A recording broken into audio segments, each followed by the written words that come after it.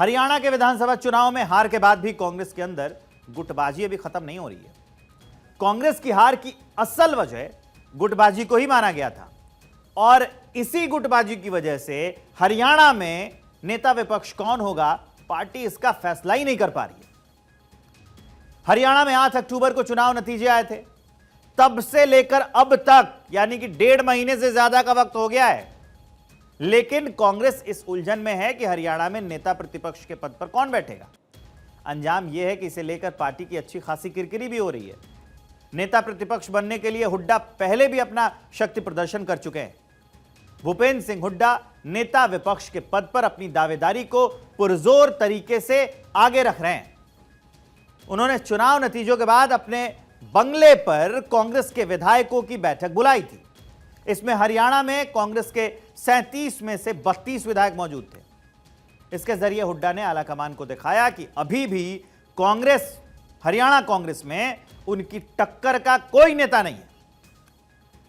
कांग्रेस की तरफ से यह संकेत भी आए कि नेता विपक्ष के लिए ज्यादातर विधायक भूपेंद्र सिंह हुड्डा के पक्ष में हैं और उन्हें भी इस पद पर देखना चाहते हैं। लेकिन आखिरी फैसला पार्टी हाईकमान को लेना है। अगर पार्टी हाईकमान हुड्डा को इस पद पर नहीं बैठाएगा तो ऐसी बहुत संभावनाएं हैं कि उनके खेमे में किसी नेता को नेता विपक्ष बना दिया जाए। ऐसी स्थिति में हुड्डा खेमे से बेरी से विधायक रघुबीर कादियान, थानेसर से विधायक अशोक अरोड़ा, झज्जर से विधायक गीता भुक्कल, जबकि सैलजा खेमे की ओर से पंचकुला के विधायक चंद्रमोहन बिश्नोई का नाम भी चर्चा में है।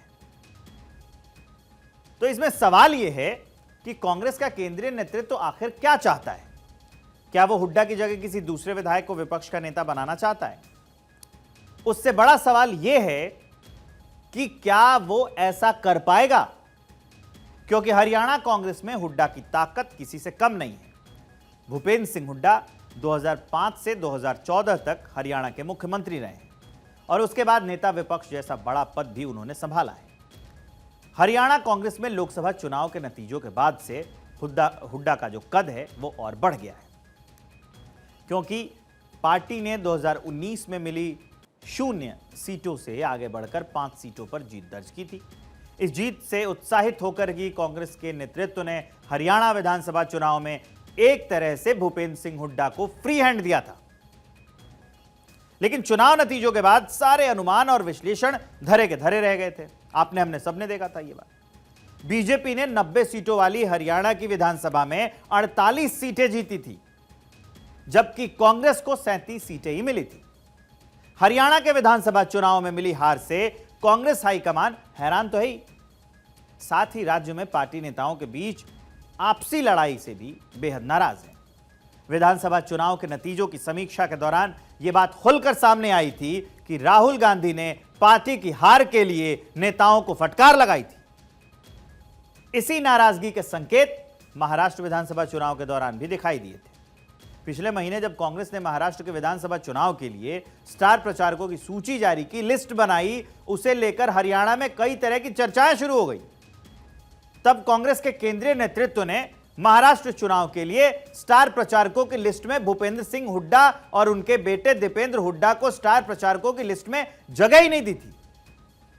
भूपेंद्र और दीपेंद्र दोनों का नाम नहीं था, जबकि सियासी तौर पे हुड्डा के विरोधी माने जाने वाले राज्यसभा सांसद रणदीप सुरजेवाला का नाम स्टार प्रचारकों की लिस्ट में था। इससे बड़ी बात यह है कि इस लिस्ट को सिरसा से सांसद कुमारी सैलजा के दस्तखत के द्वारा जारी किया गया था। हरियाणा कांग्रेस में कुमारी सैलजा और भूपेंद्र सिंह हुड्डा की राजनीतिक लड़ाई के किस्से राज्य की राजनीति में सक्रिय लोगों से सुने जा सकते हैं, पूरे देश में सुने जा सकते हैं। हरियाणा चुनाव के बाद तो और ज्यादा। हरियाणा में कांग्रेस की हार की वजह हुड्डा और सैलजा गुट की आपसी लड़ाई को ही माना गया था। हरियाणा में सरकार बनने के बाद विधानसभा का एक सत्र भी हो चुका है, लेकिन इस दौरान भी विपक्ष के नेता का चयन अभी तक पार्टी नहीं कर पाई। इस बीच भूपेंद्र सिंह हुड्डा को सरकारी कोठी खाली करने का नोटिस भी जारी किया जा चुका है। नायब सिंह सैनी सरकार ने पूर्व मुख्यमंत्री भूपेंद्र सिंह हुड्डा से कहा कि वो जिस सरकारी आवास में रह रहे हैं उसे खाली कर दें। भूपेंद्र सिंह हुड्डा चंडीगढ़ के सेक्टर 7 में स्थित कोठी नंबर 70 में रहते हैं।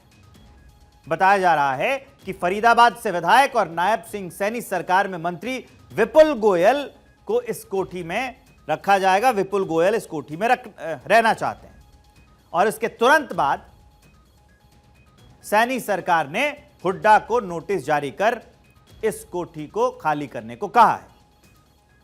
हालांकि हुड्डा के लिए यह कोठी चिंता का विषय नजर नहीं आ रही है, क्योंकि हुड्डा ने कह दिया है कि सरकार की तरफ से नोटिस भेजा जाना एक नॉर्मल प्रक्रिया है।